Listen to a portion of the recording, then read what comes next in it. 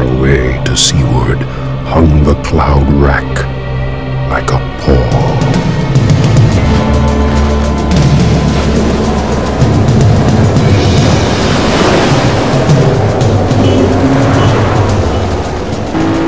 For hurricanes, these are the darkest times. In the last 30 years, the number of the most intense has doubled, and there's more to come. Good morning, folks. As you've heard, NOAA, with its National Weather Service, is predicting a very active hurricane season. Hurricanes naturally process more energy per second than 10 times the bombs dropped on Nagasaki. What chance could we humans have of doing anything useful?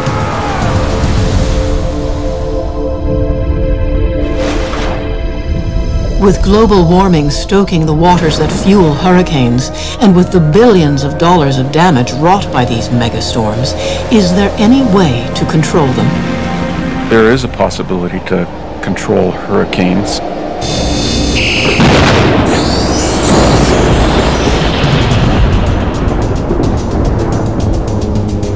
While the scientific establishment doesn't think so, there are a few mavericks who think it can be done.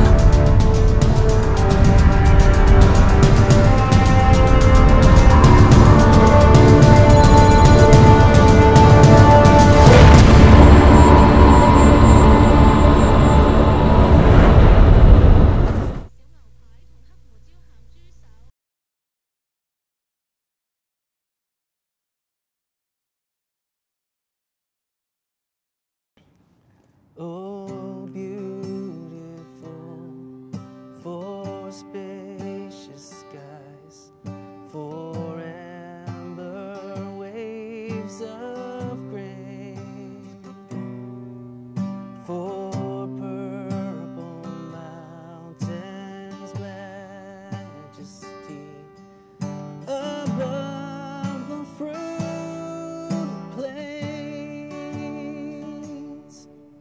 America, America, God shed His grace on thee and crown thy good with brotherhood from sea to shining sea.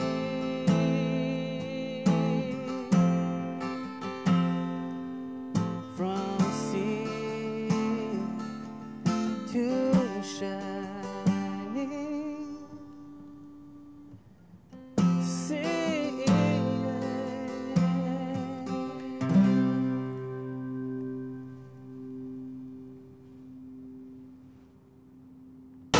Don't worry.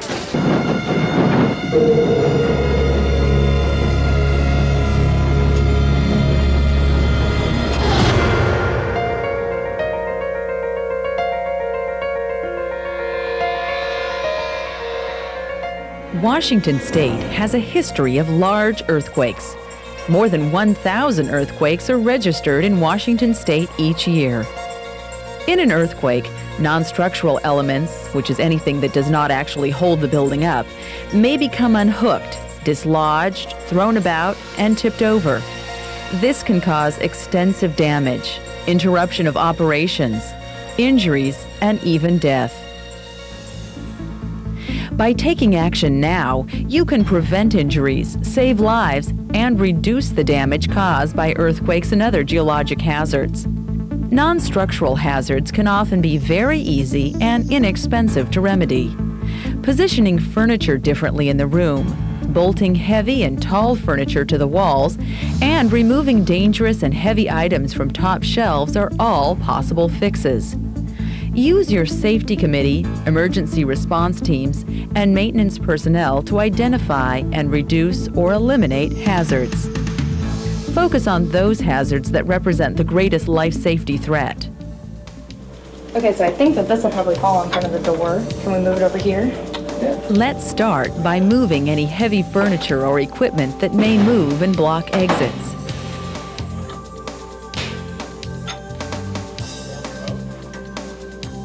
Ken Urey from Emergency Supply Center will help with installing hardware and other non-structural procedures.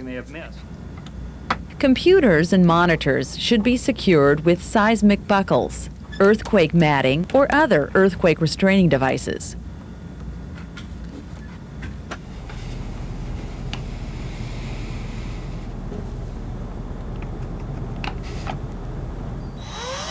Tall bookcases or other heavy furniture should be secured to the wall using approved fastening techniques.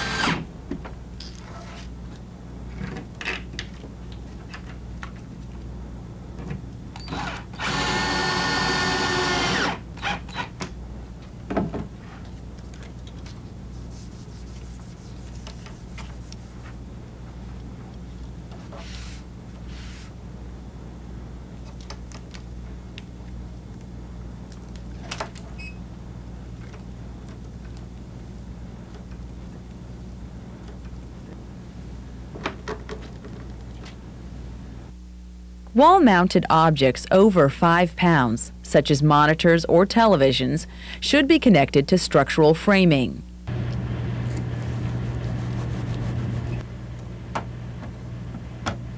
File cabinets should be secured to the wall.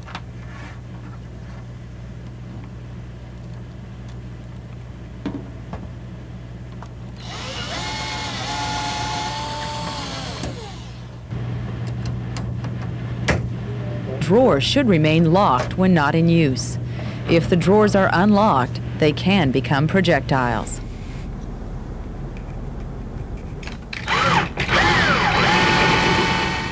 Wall decorations and pictures should be securely attached to the walls using recommended methods.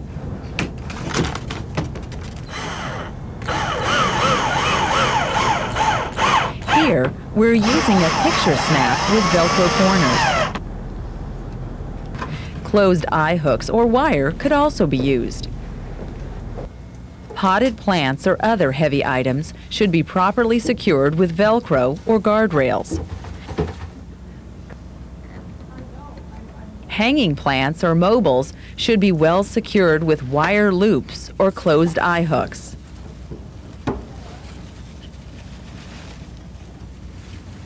AV equipment, such as monitors, video players, radios, speakers, and so on, should be securely anchored with heavy-duty Velcro, earthquake matting, or seismic buckles.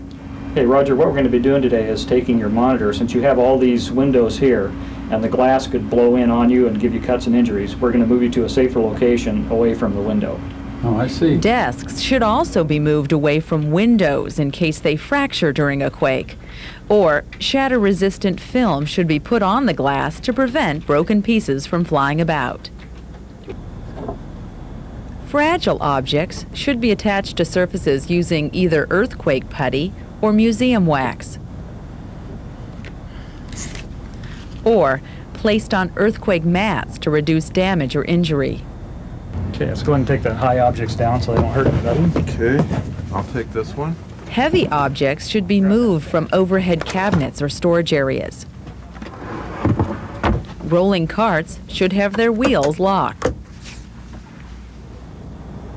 Bookcases should have bungee cords or guardrails to keep books from tumbling off the shelves. How many of these we're going to print once we know what our budget. Remember, when the ground starts to shake, do not run. Drop, cover, and hold under a desk or heavy piece of furniture. Remain under the desk until the shaking stops. Every person should have a supply kit containing water, non-perishable first aid supplies, heavy-duty trash bags, a whistle, a flashlight or light sticks, heavy gloves, a battery-operated radio, and extra batteries. Prepare because you care. For more information, call your local emergency management office or Washington State Emergency Management at 1-800-562-6108.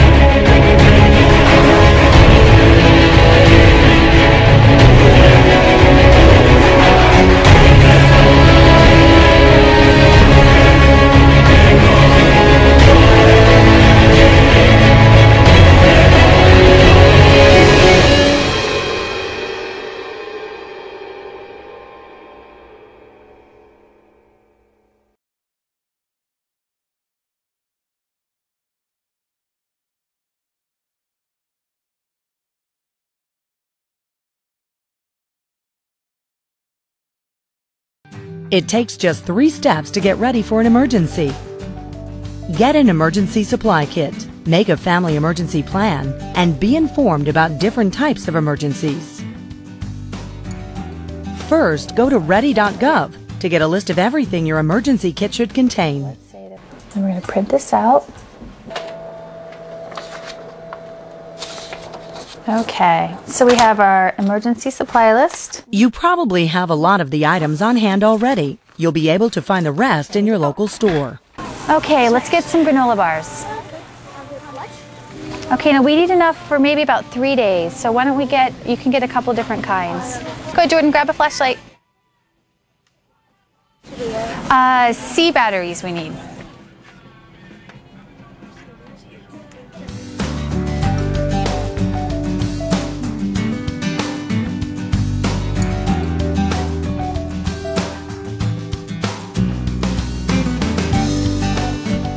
We should have enough food for 3 days, things that don't have to be refrigerated. Next, put all the items together in a box that you can carry with you if you need to leave home in an emergency. And we have lots of vegetables, because I know you don't want to live without your vegetables. Okay. Make sure to include any medications and infant care items that your family needs.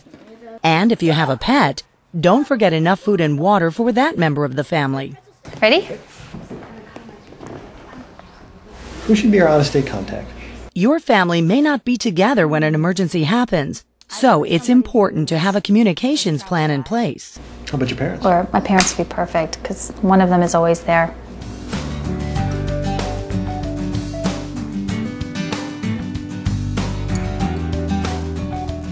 Where do you think our neighborhood meeting place should be? The kids would know the clubhouse. You should also learn the emergency plans for your workplace and schools. They take the kids to the high school if they need to evacuate our school. Make sure everyone in your family is familiar with the plan and has a copy of all the contact numbers. What this is, it has the information on it for what happens if there is an emergency. Okay, so let's put it somewhere very safe where it won't get mixed up with your homework, where you always know where it is. So let's say there was a natural disaster. Ready.gov and links to local information will help you learn about the types of emergencies that could affect your area.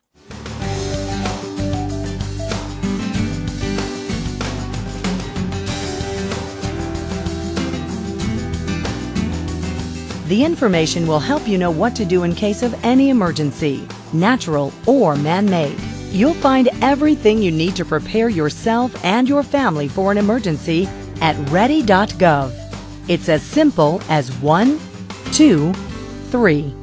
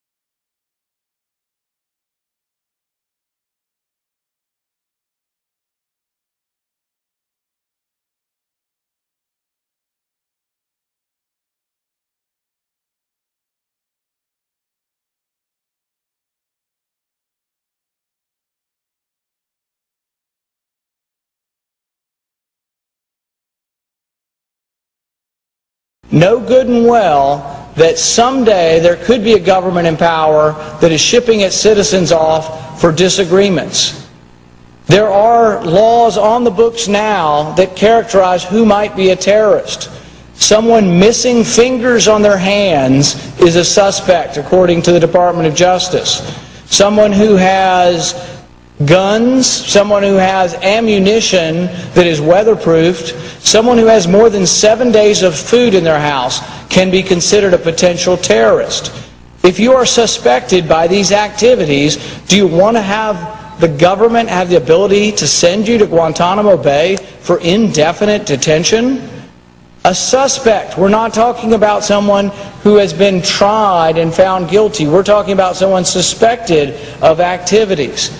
But some of the things that make you suspicious of terrorism are having food, having more than 7 days of food, missing fingers on your hand, having ammunition, having weatherproofed ammunition, having several guns at your house. Is that enough? Are you willing to sacrifice your freedom for liberty?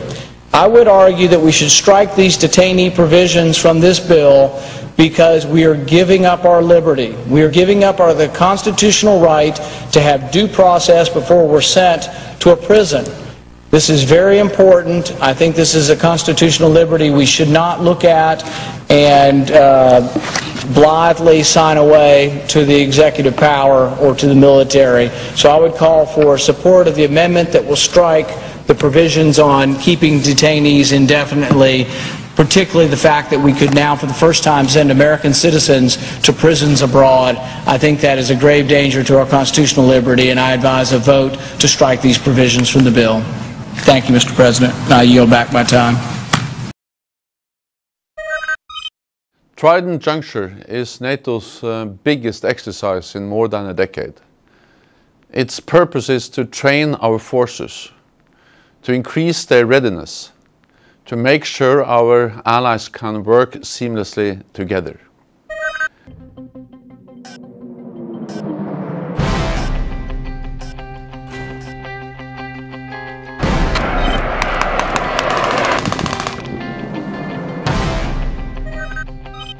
Trident Juncture 15 is a clear demonstration of NATO's will to prepare its forces, its men and women, its headquarters, to fight in a very demanding operational environment.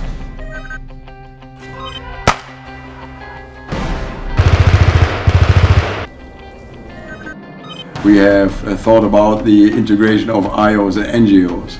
I think we have more than a dozen organizations that will contribute to our common success, including the EU, in order to demonstrate that NATO can operate together with the EU.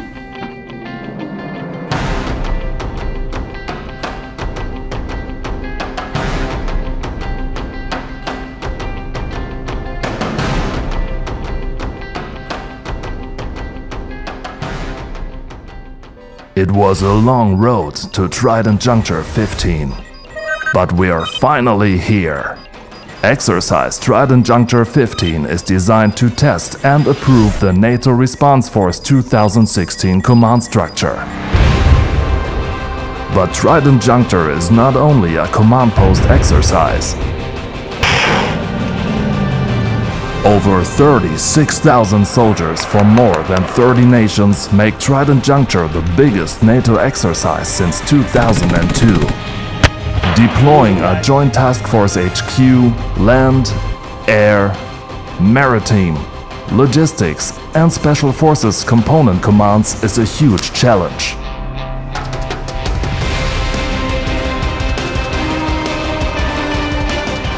It required testing of the planning process, followed by the first boots on the ground, ending with the full deployment of the forces.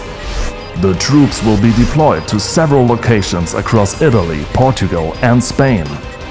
In military training areas, air, land and maritime forces will conduct a series of taxing trainings and evaluations. NATO soldiers, equipment and capabilities have to be appropriate to face and cope with any present or future security challenges NATO may encounter. Training the head and the muscles is the best way to strengthen NATO's capabilities and readiness to provide collective defense and crisis response. Not only NATO, but also international organizations, governmental organizations and non-governmental organizations are part of Trident Juncture 15. Trident Juncture 15, exercising on a scale never seen before. NATO Response Force, ready to protect.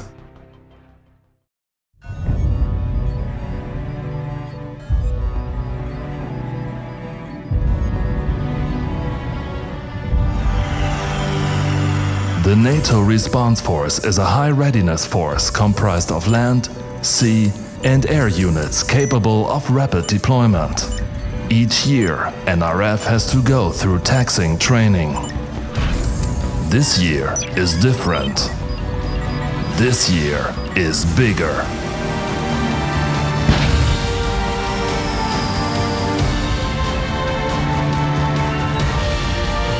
Exercise Trident Juncture 15 is designed to test and approve the NATO Response Force 2016 command structure and to train the multinational forces in the spirit of the Connected Forces initiative.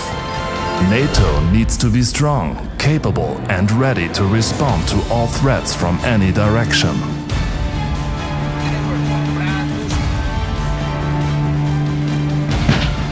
Trident Juncture is the biggest exercise since 2002.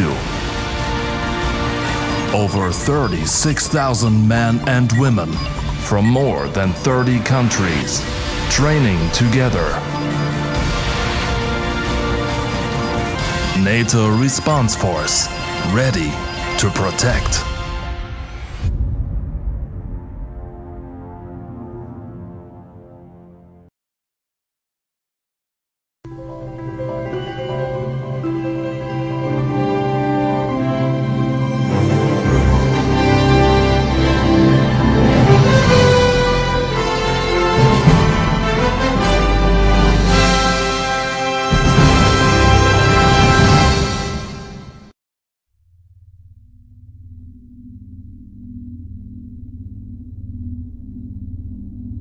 Ordinary men and women are too small-minded to govern their own affairs.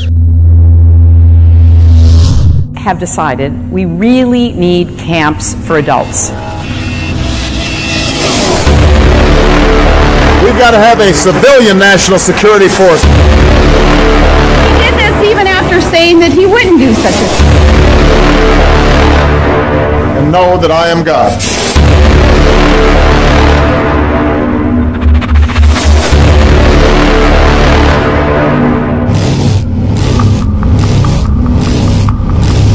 The United States has built a supercomputer with a mind of its own. Can man stop the perfect thinking machine before it destroys the world? The missile has just been launched. This is the voice of world control. Obey and live, or disobey and die. It may be too late, sir. Oh my God. It's making you a prisoner.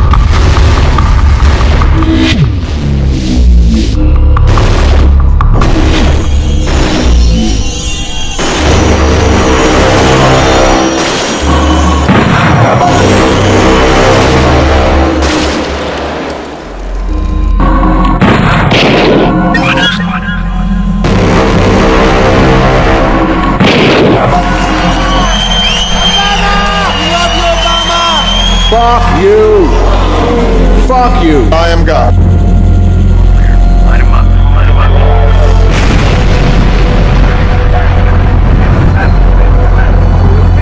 Obama's gonna change it. Obama's gonna lead 'em. The 2nd Brigade Combat Team, 82nd Airborne Division, deployed to the National Training Center in Fort Irwin, California, this month for Operation Dragon Spear. Today, the 37th Engineer Battalion takes a solo trip into the Rocky Hills of the Mojave to train in combined arms breaching techniques. Fire in the hole!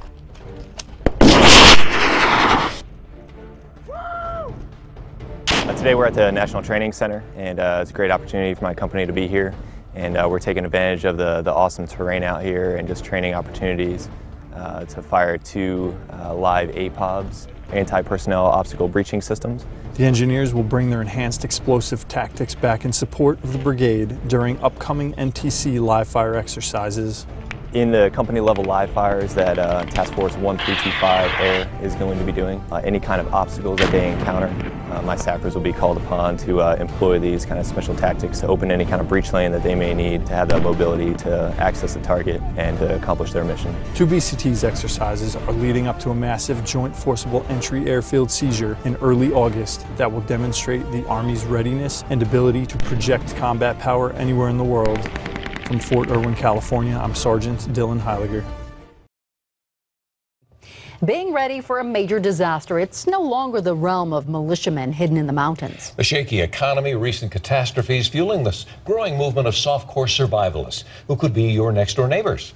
7 News reporter Jacqueline Allen introduces all of us to Colorado's Preppers Network. It's a story you'll see only on 7 News. If there were ever a disaster in Frederick, Colorado, from the outside looking in, nobody could really know. This house is probably where you'd want to be. Gonna tickle you. Ron and Heather Douglas and their 6 children may seem carefree, but they are new members of a growing online network getting ready for the worst. They call themselves Preppers. Is this paranoid? No. We don't think so. We think we're very normal. Remember post-Hurricane Katrina? The government was criticized for not delivering food and water fast enough, even in Colorado. A couple of years ago, we had 3-4 foot snow. People couldn't leave their house. We had neighbors that didn't have enough food for 3 days. But the Douglases were preppers when preppers weren't cool. Starting with a 72-hour emergency kit for everyone in the family. Granola bars, raisins. Complete with food, water, flashlight, glow stick, and supplies for 3 days. For staying home, this is our emergency water storage. They have 3 months water supply, a year's worth of oil changes, and a winter's warmth for their wood-burning stove. The Douglas family has a food pantry to rival a grocery store. Enough food to feed 8 people for a year. It can start as simple as just buying a few extra things at the grocery store when you're there. They also stock up from their backyard garden. I really like to can. And so when we can grow a lot of it ourselves, it makes it so they eat more nutritious food, and we also can put it up and save money. All this prepping has already paid off. I was out off-roading in our vehicle, and we got stuck, and I was way out there, and I had the whole family with me. The car's emergency preparedness kit came in handy. The family camped while Dad hiked to get help. I think it's our responsibility to be prepared for circumstances that happen in our lives. They're no survivalists, they live in the suburbs, but they say the preppers movement is the reason they can feel carefree. I think there's a sense of freedom that comes with being independent and relying upon yourself for things. I don't think it can come any other way. In Frederick, Jacqueline Allen, 7 News. Also recommend having a financial reserve, at least 3 months living expenses set aside in case you lose your job. For tips on creating your own food storage pantry and what you should include in your emergency supply kit, go to thedenverchannel.com.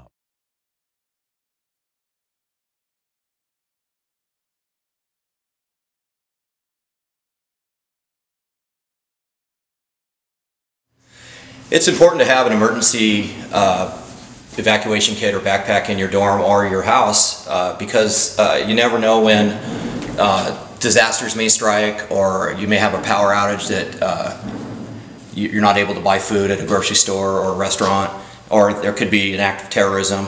Some of the things you should keep in your kit would be a flashlight, a first aid kit, maybe medications that you are required to use, and make sure you have at least a week worth of medications. You want to have water and food. If you require glasses, things like that, or contact lenses, make sure you have those in your kit.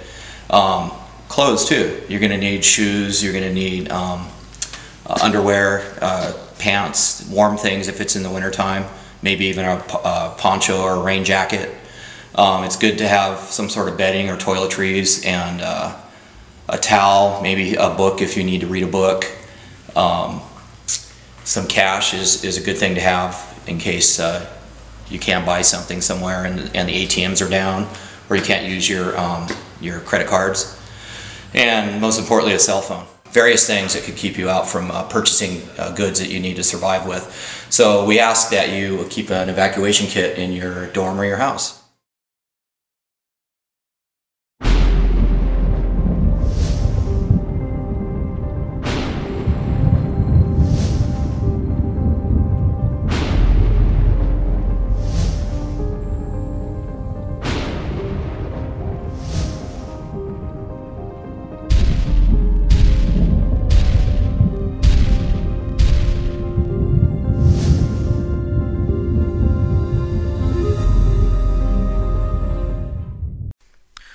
Tornado season has arrived in Virginia.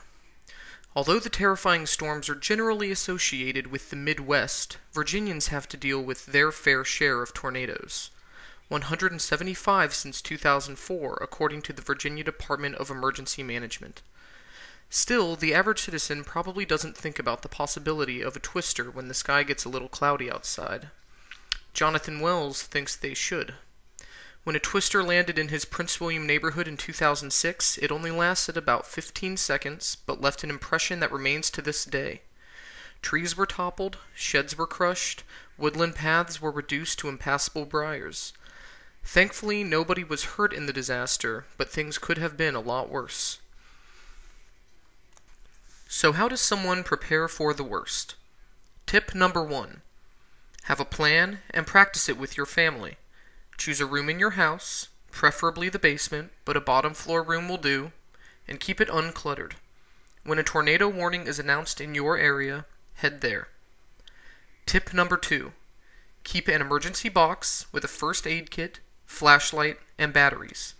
Keep it somewhere easily accessible in your emergency room. Finally, act quickly. Tornadoes can land without warning and can travel very fast, so be safe, enjoy the season, and be prepared for a tornado in your area.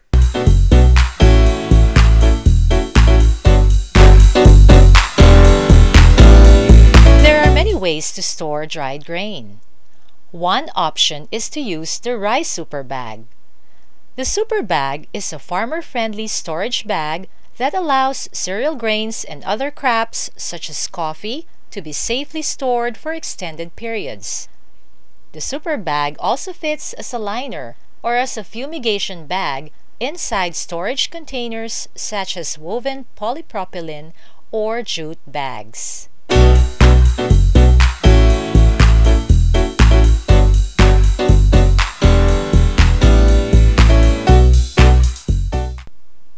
Compared with traditional storage systems, rice super bags extend the germination life of seed for planting from 6 to 12 months. They control insect grain pests without using chemicals and maintain high head rice recovery, often 10% higher than in traditional systems. Rice super bags reduce the flow of both oxygen and water between the stored grain or seed and the outside atmosphere. In properly sealed bags, respiration of grain and insects reduce oxygen levels from 21% down to 5%. This results in less than 1 live insect per kilogram of grain, without the use of insecticides, often within 10 days of sealing. The stability of controlled grain moisture inside a bag prevents any wetting and drying of the grain. This stability reduces the extent of grain cracking, and so head rice recoveries are higher upon milling.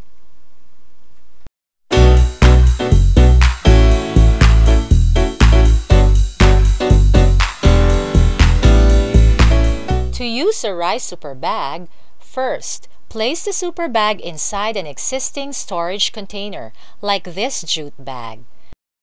Then fill the super bag with dried seed or grain. Dry the grain to less than 14% and dry the seed to less than 12%. Remove as much air as possible inside the bag. Then close the opening by twisting the free plastic portion above the grain and folding it in two.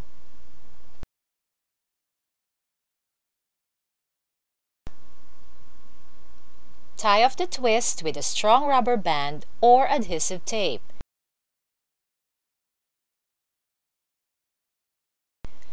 Finally, close the outer bag, taking care not to puncture the super bag so it can be reused. The super bag is designed to store approximately 50 kilograms of grain or seed. Super bags have also been found suitable for storing cereal, corn, or pulses. Now you can relax, knowing that your grain can be safely and cheaply stored for extended periods by using a super bag.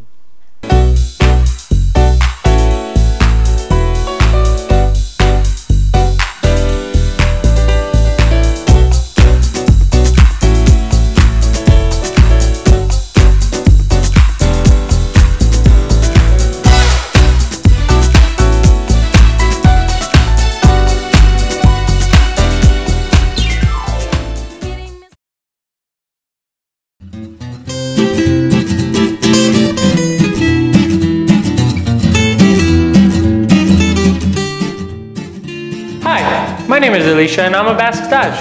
I'm here at the SAMIC headquarters to show you a technique today for sealing dried goods in a jar to extend their shelf life. We will be working with the SV420S vacuum pack machine. All that you need is a glass jar with a lid that will fit in an upright position without touching the plastic lid. I am placing the lid, but I am not closing it all the way. 9 half-liter jars fit in this model. I am setting the machine to extract 99% of the air from the chamber. I have turned off the seal bars since we will not be using them.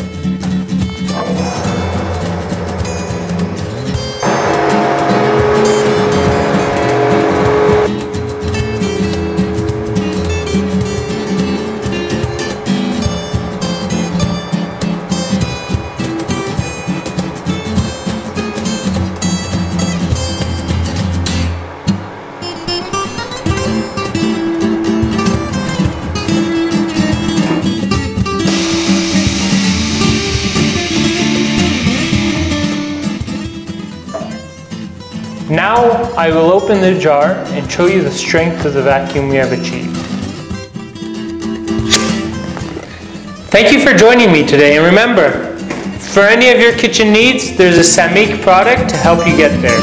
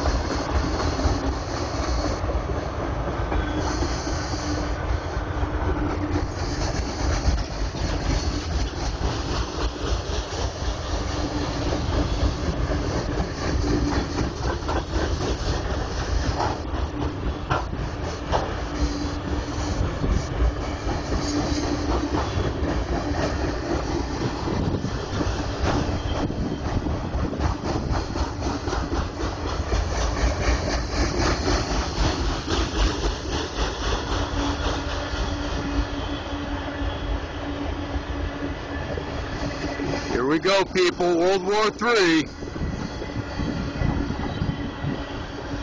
Getting prepared for World War III, everybody.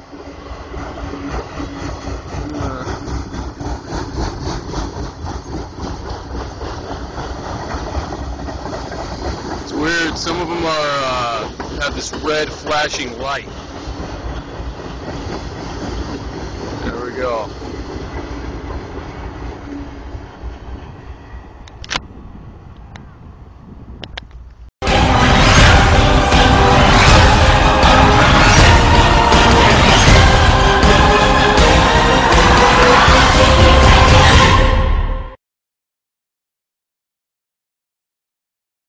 FEMA death camps and the red and blue list under martial law. While I have no doubt that the NWO cravers at the CIA have their own list of people to round up and terminate, the actual proper agency behind the now infamous red-blue lists is none other than FEMA Black OPS. FEMA is not here to primarily help you. Under a full state of martial law, FEMA is here to send you to their detention camps to sort out who shall live and who shall die. Those unfortunates whose names are found among the millions of fellow Americans on FEMA red blue lists will never come out of the FEMA camps alive, although they may have to go through hell before they are finally terminated. Such offenders are essentially deemed resistors of the New World Order, as my CIA and military insiders told me personally. Oh, all of us in the CIA know all about the concentration camps in America and their purpose. We all know that their purpose is to terminate resistors of the New World Order under martial law. Source: Michael Mahoney, 20 years Naval Intelligence CIA under Bush Sr. For example, the FEMA death camp of the Mojave is a full gassing cremating death camp, dedicated to the termination of all on FEMA's red-blue lists under martial law. I have previously documented this horrific death camp, and documented the eyewitness accounts of several former NWO supporters who were flown out there.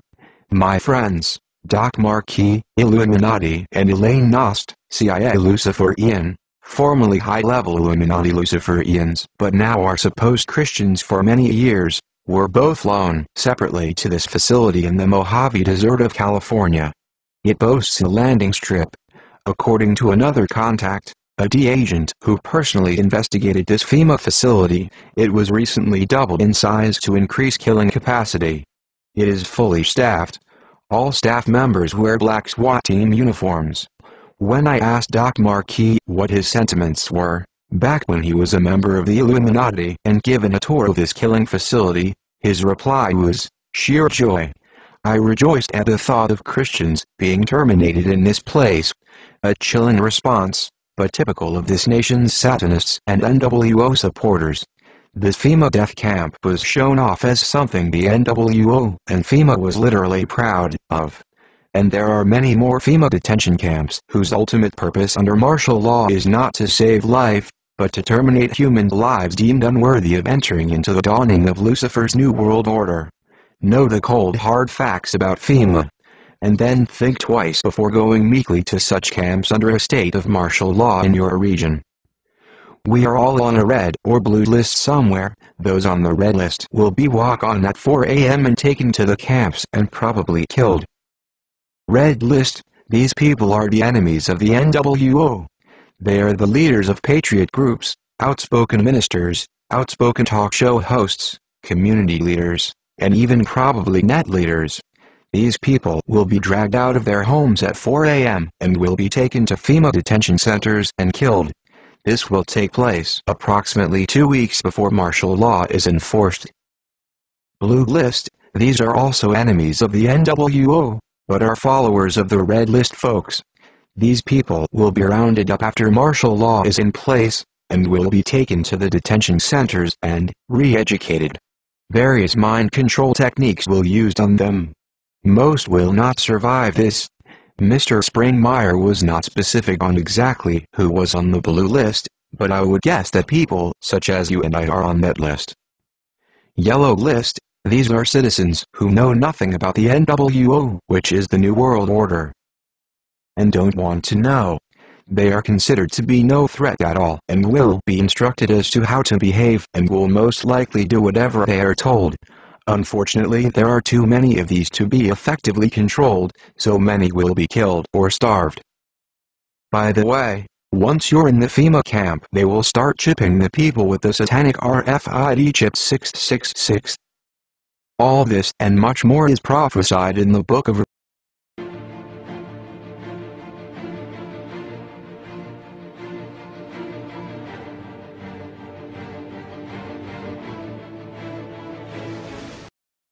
We are anonymous. We are legion. We do not forgive. We do not forget. Expect us.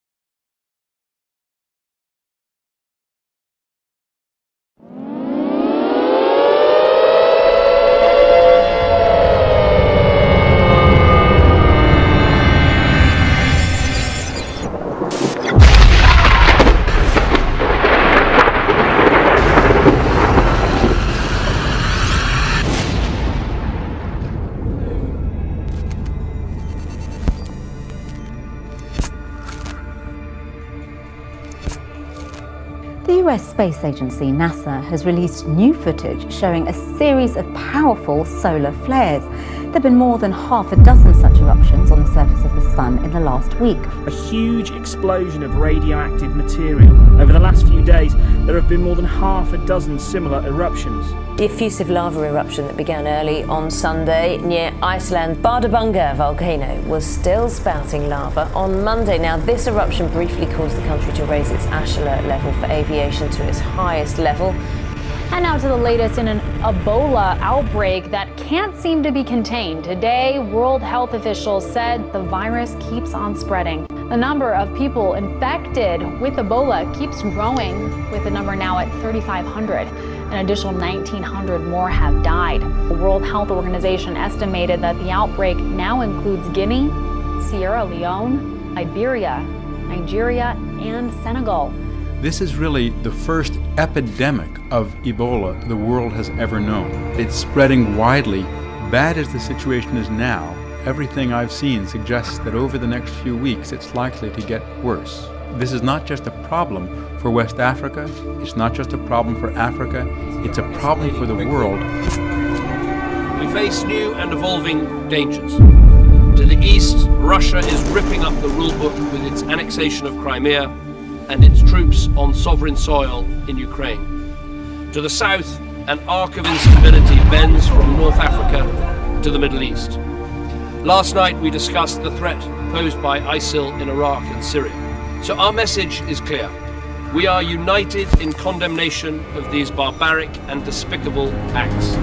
They should be very clear, these terrorists. Their threats will only harden our resolve to stand up for our values and to defeat them. We have before us the opportunity to forge for ourselves and for future generations a new world order. We are united.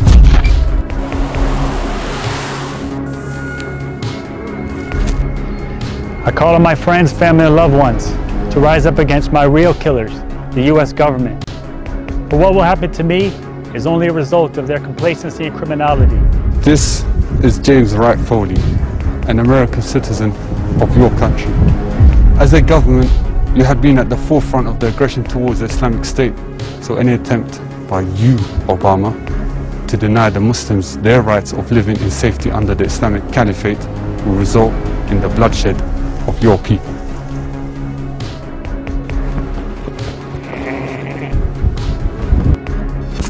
A disturbing development in the past few hours. The Islamic State's released a video depicting the second beheading of what it's claimed to be the American journalist Steven Sotloff. The jihadist group had earlier threatened to carry out such a killing if America continued its airstrikes. I am Steven Joel Sotloff. I'm sure you know exactly who I am by now and why I am appearing before you. And now, it is time for my message. Obama, your foreign policy of intervention in Iraq was supposed to be for the preservation of American lives and interests. So why is it that I'm having to pay the price of your interference with my life? Am I not an American citizen? I'm back, Obama, and I'm back because of your arrogant foreign policy towards the Islamic State, because of your insistence in continuing your bombings in Al-Mali, Zamara and the more Saddam, despite our serious warnings. You, Obama, have yet again, through your actions, killed yet another American citizen. So just as your missiles continue to strike our people, our knife will continue to strike the necks of your people. A man has escaped from an Ebola quarantine centre, sending people fleeing in fear as he walked through a local market in search of food.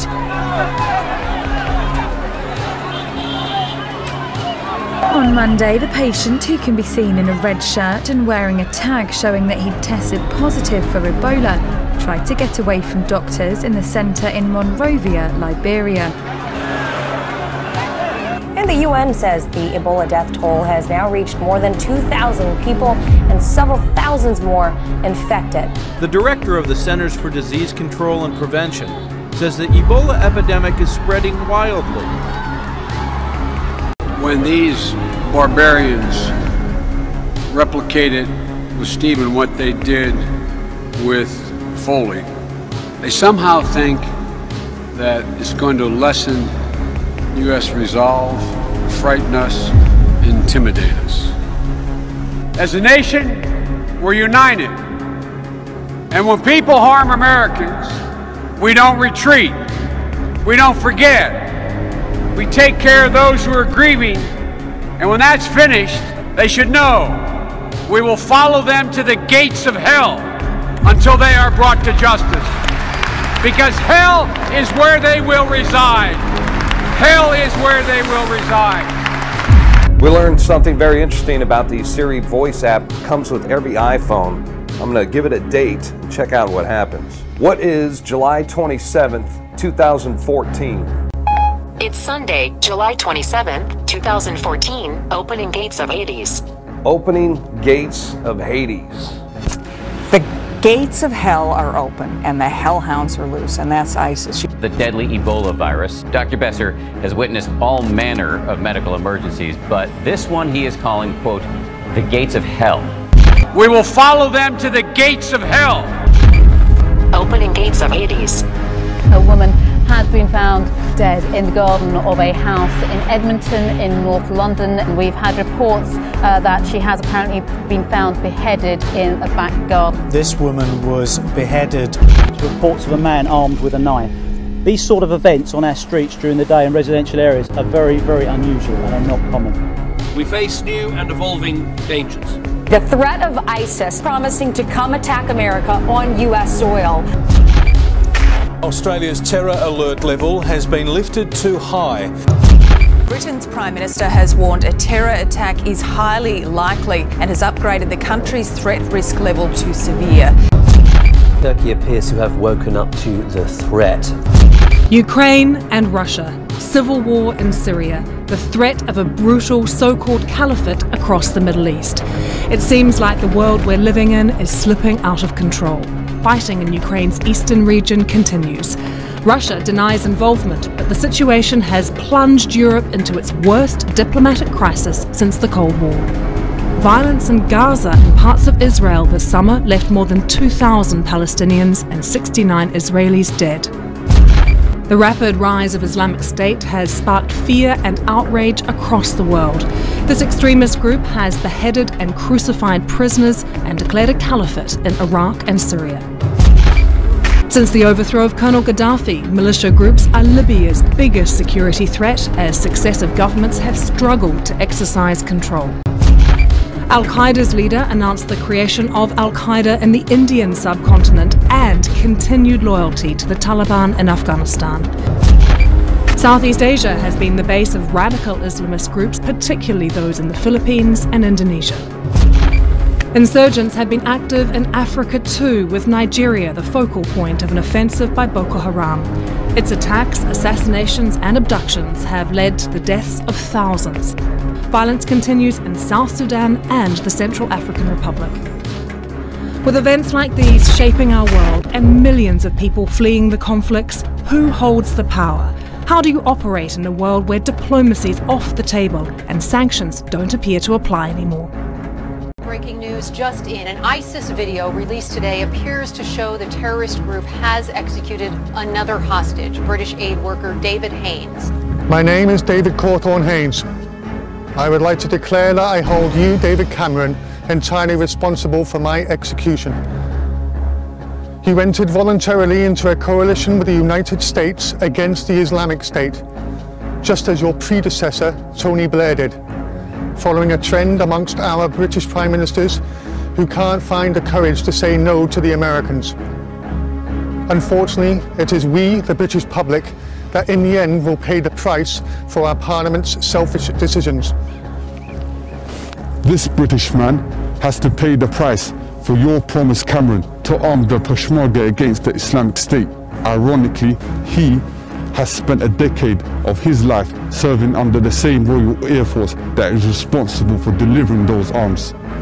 Your evil alliance with America, which continues to strike the Muslims of Iraq and most recently bombed the Haditha Dam, will only accelerate your destruction. And playing the role of the obedient lapdog, Cameron, will only drag you and your people into another bloody and unwinnable war.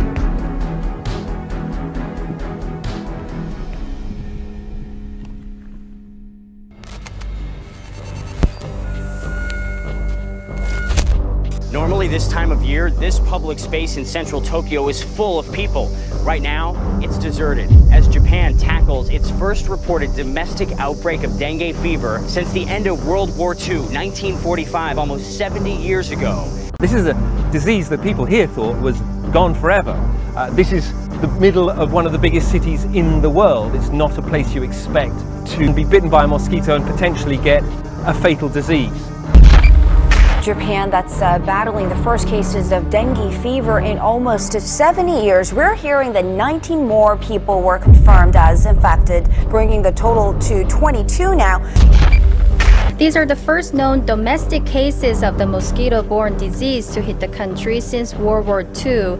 This outbreak of a severe respiratory virus, sending at least 1,000 kids to the hospital, that is now spread to at least a dozen states, and the CDC is warning that doctors are now seeing what could be just the tip of the iceberg.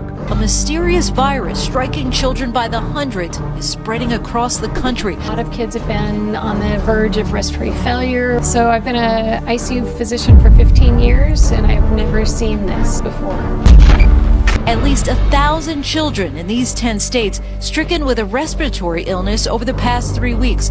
The CDC believes it's the potentially fatal enterovirus 68. To go from a cold to being probably minutes away from death, that's kind of scary. Health officials in the Midwest throwing around the U word, calling this unprecedented. It's in 10 states now. It's going to spread across the country. The death toll from the worst Ebola outbreak in history has jumped by almost 200 in one day. As the Ebola epidemic continues to grow across West Africa, the World Health Organization has come forward to admit the virus is out of control and efforts to contain it are failing. The WHO says the death toll has now risen to more than 2,400 people out of almost 4,800 cases. The number of new cases is moving far faster than the capacity to manage them. Today, there is not one single bed available for the treatment of an Ebola patient in the entire country of Liberia. In fact, the outbreak is so bad in Liberia, the New York Times did a piece called "Dying of Ebola at the Hospital Door." This is a global threat. Ebola is now an epidemic of the likes that we have not seen before. It's spiraling out of control. It is getting worse. It's spreading faster and exponentially. People are literally dying in the streets. Today, thousands of people in West Africa are infected. That number could rapidly grow to tens of thousands. And if the outbreak is not stopped now, we could be looking at hundreds of thousands of people infected, with profound political and economic and security implications for all of us. This is a global threat. Now a health alert impacting our children. The Entero D68 virus spreading rapidly throughout the country. It's now on the East Coast, sending kids to the hospital. All told, it is confirmed or suspected in 21 states. It is confirmed or suspected in 21 states. From today, we can no longer think the war on terror happens somewhere else. It's here, in our city, in our suburbs. The plan was frightening. Kidnap someone at random in Martin Place, behead them, and then drape their body with the Islamic State flag and post the video on social media. So this morning across 12 Sydney suburbs, we had the biggest security raids in the nation's history. 800 federal and state police targeted properties before dawn. There were 15 arrests and there have been interrogations all day. Last week, Australia's terror alert was upgraded from medium to high. This morning, Australia's largest counter-terrorism operation hit 25 targets across 12 Sydney suburbs, from Beecroft to Bass Hill, Marsfields to Marylands. Cars were checked, cash seized, yards were dug up. At Marsfield, police recovered a sword with an inscription in Arabic, ominous in the context of police allegations against this man. 22-year-old Omarjan Azari is accused of plotting a public beheading, what would be the first terrorist attack on the lucky country he calls home. The alleged attack, intended for Martin Place, was to kill a random person, drape them in the Islamic State flag, film it, and upload the pictures to social media. The violence was to be perpetrated on a member of the public on the streets and certainly at this stage was at a very high level. The attack would be designed to shock, the same way in which British soldier Lee Rigby was murdered in front of horrified witnesses in the UK last year. The Malaysian passenger plane has been shot down. The plane was flying at an altitude of approximately 33,000 feet when it was hit by a missile. An eerie sight this morning, flying high above the Brooklyn Bridge. 2 white flags in place of the American flags typically hoisted above these iconic towers. The ability to pull off a stunt on this scale is as troubling as it is mysterious. At 3:30 this morning, the waving American flag suddenly disappears. At 3:30 this morning, the waving American flag suddenly disappears. Ukraine and Russia. Civil war in Syria, the threat of a brutal so-called caliphate across the Middle East. It seems like the world we're living in is slipping out of control. We have before us the opportunity to forge for ourselves and for future generations a new world order. We are united.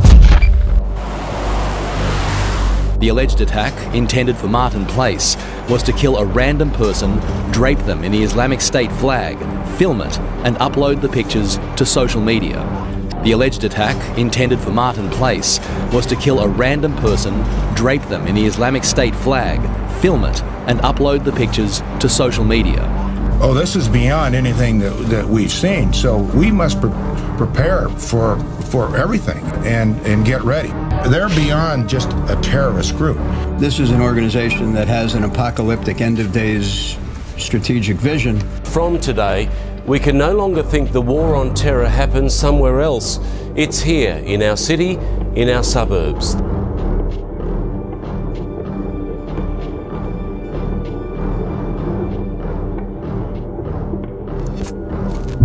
The US Space Agency, NASA, has released new footage showing a series of powerful solar flares. There have been more than half a dozen such eruptions on the surface of the sun in the last week.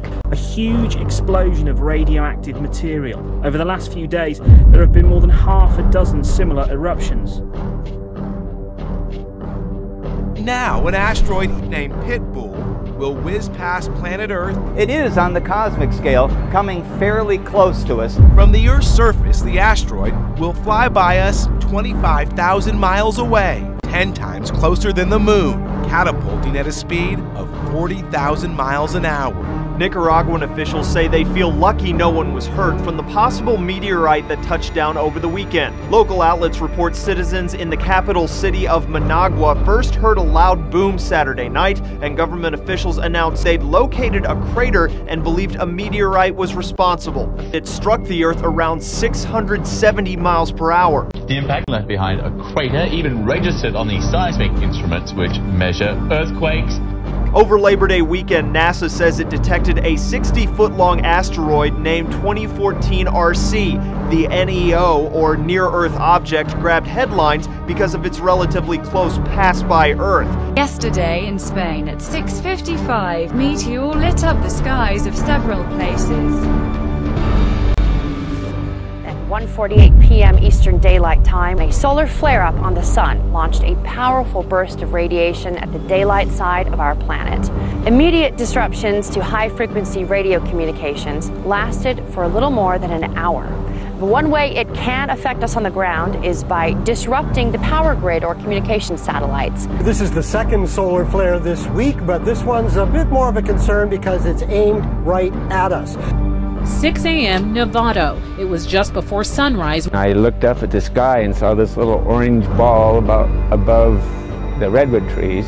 All of a sudden, these lights came down from that little orange ball. Couldn't tell you what it was. Scientists are still trying to figure that out too. The California Academy of Sciences says it's possible it was a meteor. It's rather unusual in that this one appears to have a very broad tail following behind it. It was spotted in 3 states: Nevada, California, and Oregon. Last night, a meteor skipped along the Earth's atmosphere, lighting up the sky from New Jersey to Ohio. More than 190 reports have poured in to the American Meteor Society. We are the first generation to feel the impact of climate change, and the last generation that can do something about it. We are the first generation to feel the impact of climate change, and the last generation that can do something about it. Locals are calling it the Lake of Death as they scoop up an estimated 156 tons of dead freshwater popoche chub. Around 40 million of them popped to the surface last week, not to eat or to jump, but as dead fish. Boat after boat pulls into shore, all with the same sad, stinking cargo. At least 10 people have died and 30 others are still missing after heavy rainfall triggered landslides in southwest China.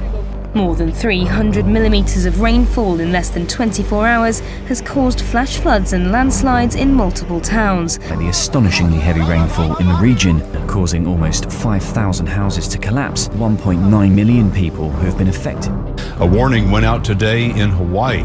Flowing lava from the Kilauea volcano is now less than a mile from a community on the Big Island. A new vent opened up recently, sending lava toward the homes. The Kilauea spills lava in all directions, but instead of traveling down the slope and into the ocean in the past, the lava is moving to the east towards communities. Lava continues to creep closer to homes. Lava continues to emerge from Iceland's Bardabung volcano. Scientists are concerned that if the eruption spreads to an ice cap 4 kilometers away, the subsequent explosion could generate ash clouds. Hundreds of people have died and thousands more left homeless in severe flooding during monsoon rains in India and Pakistan.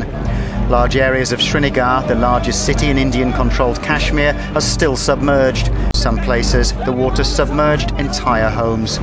One of the wettest days on record. More than 240 millimeters of rain happened in the last 24 hours. Your monthly average is about 98 millimeters for the entire month of September. So you had almost 1.5 times what you would normally get the entire month in just a matter of hours. Well, another volcano in Iceland, this one with an unusual problem. The Holoren volcano is spewing something other than lava. It's spewing toxic gas. It's life-threatening near the eruption.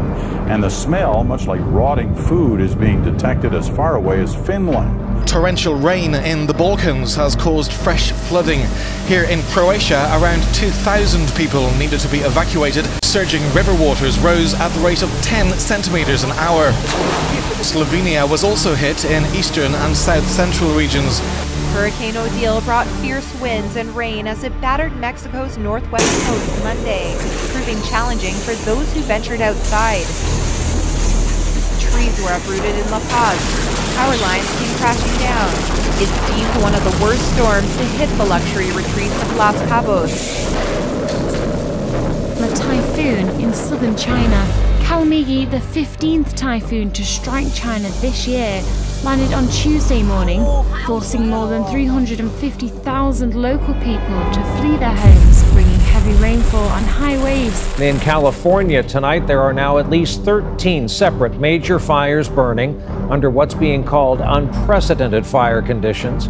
Record heat, extreme drought. With this drought lasting 3 years now, this could be the most destructive wildfire season on record. Unprecedented. They're burning at explosive rates. In the town of Weed, 150 structures went up in minutes. The American Southwest, and that would include what we call the desert Southwest, is bracing for as much as 6 months' worth of rain to fall in just a matter of days. People have been killed after heavy tropical rains caused widespread flooding in the Philippines. Forecasters said nearly a month's worth of rain fell overnight as people slept. Tens of thousands of people in the capital Manila have been displaced and thousands have fled. Tropical storm Feng Wong came with winds of up to 100 kilometers per hour. Last week, Typhoon Calamity hit the same area, killing 8 people and displacing more than 300,000. The Italian city of Florence has been hit by a violent hailstorm, which destroyed terrace bars in a central square and injured 5 people when a primary school collapsed in an outlying village. Other outlying areas were struck by a whirlwind.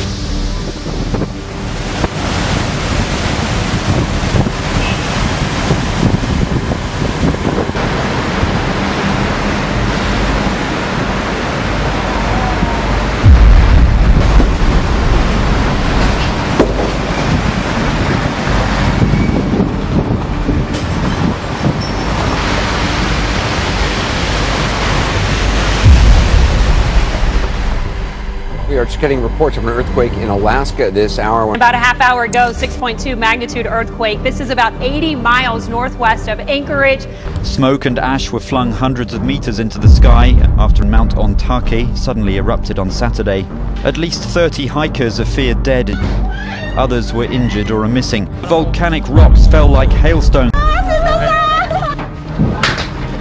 Now, this volcano, which is located rather close to Tokyo, erupted completely without warning. The death toll from Japan's worst volcanic eruption in decades is likely to rise to more than 45. Military searchers have been bringing down more bodies. At least 8 people have been killed by a 5.1 magnitude earthquake that has hit rural southern Peru. The quake occurred in a remote area. Emergency authorities are continuing to search for victims. 6 people died when the car they were travelling in plunged into this 26-foot wide sinkhole on an unlit section of highway linking the Crimean capital Simferopol and the village of Nikolaevka. Among the dead are 3-year-old twins. Rescuers say the giant pit, which is at least 19 feet deep, would have suddenly appeared in the middle of the road in front of the car as the collapsing earth had damaged power lines, making it impossible to have seen the killer hole in time to avoid it. Heavy rains have caused widespread flooding in southern France. In the space of 6 hours, the city was pounded with around half of its average annual rainfall. Météo France, the national weather agency, issued a rare red alert. This man watched as his home was badly damaged. "I'm 93 years old and I've never seen anything like it," he said. The water was flowing over. I saw a wall topple and at the same time everywhere filled with water. It arrived almost out of nowhere. It took just minutes for this afternoon's downpour to swamp Melbourne. It recorded close to 40 mils in the past couple of hours. Then, just a short time ago, large hailstones started pelting the Belgrave, Ringwood and Heidelberg areas. It's a staple of the science fiction world, telepathy. Movies like X-Men explore the mind-bending possibility of communicating instantaneously without uttering a single word, simply by thinking it. Well, an international group of scientists say they've done just that. They've managed to use internet technology to send a telepathic message direct from one brain to another 5,000 miles away. The co-author of the research says this is just the beginning. I think that if we are successful with this technological development and we continue, we will eventually be able to unite telepathically people across the globe and enrich the information exchange between human beings and machines. And if I had to say a time scale, I would give it a 50-year time scale to see something practical. The world of neuroscience is opening the doors to telepathic communication. And Homo sapien 2.0, according to a researcher at the Global Brain Institute, a completely new human species will inhabit the Earth in just over 30 years. What kind of people will we become? Well, they say our biological clocks will undergo dramatic changes, which will allow us to live longer and give birth at an older age. And of course, technology, machines and cyborgs. All kinds of microchip implants will be placed in our ears and our fingers and make many devices completely obsolete. We are going to become gods. Period. If you don't like it, get off. You don't have to contribute. You don't have to participate. But if you're going to interfere with me becoming God, you're going to have big trouble. Then we'll have warfare. If you kill me, I'll kill you. All kinds of microchip implants will be placed in our ears and our fingers. Well, how about a brain chip implant? What they're developing is implantable closed-loop systems able to deliver targeted neural stimulation. This is all part of President Obama's Brain Initiative. DARPA is working on creating a memory-enhancing microchip that would be implanted directly into your brain. Sounds pretty creepy. You kill me, I'll kill you. Tremendous advancements have been made in the field of neuroscience, from mapping the human brain to creating devices that can capture digital images of our thoughts. But what if we could upload a digital copy of our memories and consciousness to a point that human beings could actually achieve a sort of digital immortality? This will replace the internet. It'll become a brain net. We'll record emotions, thoughts, patterns of behavior, and send it on the internet. we're going to be able to record thoughts. Taking your consciousness and uploading it digitally. The ability to have access to powers of the mind that we cannot as mortals. We are going to become gods. Right now, the time that we're living in is the golden age for learning about the mind, that we've learned more in the last 15 years than in all of prior human history. Why? What took so long? Because only recently have we had the physics where one man's mind is uploaded into a supercomputer which possesses the collective knowledge of all of humanity. The concept behind it is very real. Wallahi, the fighting has just begun. A masked ISIS militant and his comrades ready their guns and appear to execute the Syrians who dug their own graves. In a message posted online by an ISIS spokesman, the most dire threat yet against the U.S. and its allies. Quote, if you can kill a disbelieving American or European, especially the spiteful and filthy French, or an Australian or a Canadian, or any other disbeliever, then rely upon Allah and kill him in any manner or way, however it may be. Wallahi, the fighting has just begun. Word came out of Oklahoma today, of all places, that there had been a beheading there. Police say a man, Alton Nolan, who had just been fired from an Oklahoma food processing plant, went into a rage and began attacking his co-workers. Nolan allegedly stabbed one woman repeatedly and then, according to police, severed her head. Police say he then began stabbing a second woman before being shot and subdued. Police say Nolan recently tried to convert some of his co-workers to Islam. Sources say a variety of religious materials were recovered from his car. Now, with almost daily threats from ISIS and Al-Qaeda, U.S. officials are on high guard for possible homeland attacks. The pictures are simply incredible coming out of one of the world's major financial centers. In the streets, a sea of umbrellas, the symbol of a mass demonstration underway in Hong Kong. Tonight, the United States is urging police in Hong Kong, which is home to some 60,000 American citizens, to show some restraint. Police in a small town in New Mexico are catching more than just criminals. They're catching images of what they believe are ghosts on surveillance cameras. It was a typical Saturday night at the police station when an officer keeping an eye on surveillance cameras spotted something in the Sally Port. The camera captured this image in a secured area where there's no way in and no way out without an open gate and alarm sounding. At first, that was like a polilla, like a fly, a moth, and then I saw the legs and was a human. See it walk through, it walks in the direction of the old transport cages, and there's not really any way for it to get out through there, but it seems to walk right through that. A lot of our officers have seen certain things. Some of our officers have felt what appears to be somebody breathing down their neck as they're working on reports in the briefing room. Detectives say there's no logical explanation for this, not an issue with the lighting or a technical glitch. Turns out there are a lot of ghost stories around here. Another virus that is spreading, chikungunya. 500,000 people are ill with the mosquito-borne virus in the Dominican Republic. Chikungunya got its name from the word in Mozambique that describes the intense joint pain caused by the virus. Once infected, the pain could last up to 6 months. There's no current cure for the virus. Now the Ebola virus has quickly turned into one of the worst epidemics in modern times and is spreading fast, claiming more and more lives by the day. The total cases in West Africa have reached an estimated 5,800 illnesses and over 2,800 deaths. The World Health Organization called today, quote, unparalleled in modern times. In the villages, the grave diggers can't keep up with the number of bodies. Perlina is 3 years old. Her mother died in the ambulance on the way to the nearest clinic. Perlina never got to kiss her mother goodbye, as Ebola is highly infectious in its last stages, and any touch can be fatal.